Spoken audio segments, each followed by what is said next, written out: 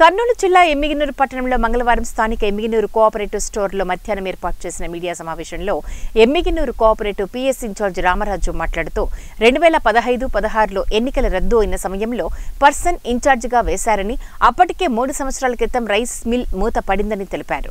మూత పడిన రైస్ మిల్ను మరమ్మతులు చేసి మళ్లీ నడిపించారని, దానిపై గతంలో తీసుకున్న 48 లక్షలు అప్పు ఒక్క రూపాయి కూడా చెల్లించలేదని, తాను వచ్చిన తర్వాత 48 లక్షల అప్పును తీర్చేసి లాభాలు వచ్చేటట్లు చేశానని తెలిపారు. నాన్ అఫీషియల్ బాడీగా వస్తే వాళ్లకి ఛార్జీ ఇచ్చి వెళ్లిపోయానని తెలిపారు. మళ్లీ 2022-23లో ఆడిటర్గా వేశారని, అదే సమయంలో బసప్ప ఇంతకుముందు ఉన్న చైర్మన్ల ఆధ్వర్యంలో అవకతవకలు జరిగినట్లు రిపోర్ట్ రాశారని, ఆ రిపోర్టు రాసిన తర్వాత వారి నుండి బెదిరింపు కాల్స్ కూడా వచ్చాయని అన్నారు.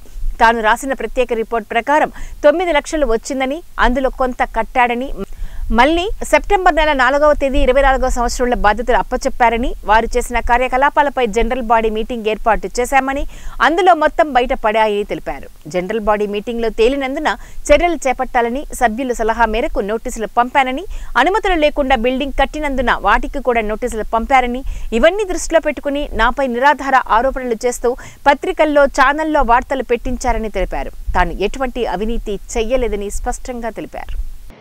తీరిచ్చి లాభాలు తెప్పించి మళ్ళా నాన్ అఫీషియల్ బాడీ వచ్చింది, వాళ్ళకి ఛార్జ్ ఇచ్చి నేను వెళ్ళిపోయినా. తర్వాత 2022-23 ఆడిటర్ నాకే వేసినారు. ఆడిటర్గా వేసినప్పుడు కొన్ని అవకతవకలు బసప్ప ప్లస్ ఇంతకుముందు గతంలో ఉన్న చైర్మన్ అవకతవకలు జరిగినట్టు నేను రిపోర్ట్లో రాసేటప్పుడు రాత్రిలో ఫోన్ చేసి బెదిరింపు కాల్ చేసినాడు. నువ్వు ఇక్కడ ఎలా వస్తావు, నువ్వు నీ కథ చూస్తాను అది ఇదని. ఇవి మామూలు వస్తా అంటే బెదిరించిన ఉద్యోగం విడిచిపెట్టి ఇంట్లో ఉండలేను నేను. వచ్చిన ఆడిట్ అయిపోయింది, దాంట్లో ఒక 9 లక్షలు రాసిపోయినా, స్పెషల్ రిపోర్ట్ ఇవ్వకుండా కట్టమని చెప్పిన. కొంత కట్టినాడు, కొంత ఉంది. మళ్ళీ 4/9/2024 మళ్ళా అఫీషియల్ పంచాయతీకి నాకు అప్పచెప్పిన తర్వాత జనరల్ బాడీ మీటింగ్ పెట్టిన తర్వాత ఆయన ఏనేం చేసినాడో జనరల్ బాడీ మీటింగ్లో